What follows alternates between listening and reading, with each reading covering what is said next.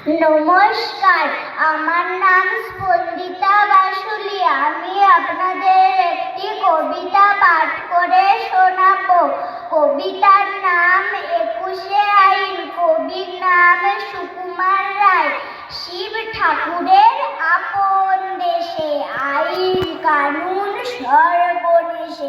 কেউ যদি যায় পিছলে পড়ে, বেয়াদা এসে পাকড়ে ধরে। কাজীর কাছে হয় বিচার, ২১ টাকা দণ্ড তার। সেথায় সন্ধে ৬টার আগে হাঁচতে গেলে টিকিট লাগে। হাঁচলে পরে বিন টিকিটে দম দমাদম লাগায় পিঠে। কোটাল এসে নস্যি ঝাড়ে, ২১ দফা হাঁচিয়ে মারে।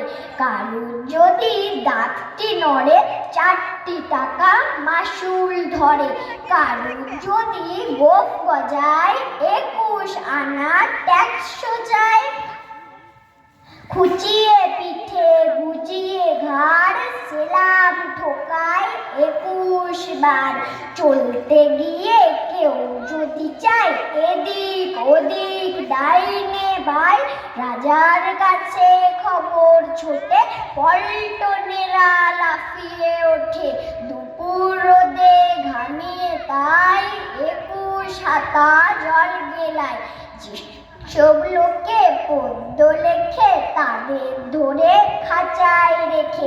কানের কাছে নানান সুরে নামতা শোনায় ১০০ সামনে রেখে মুদির খাতা, হিসেব কষায় ২১ পাতা।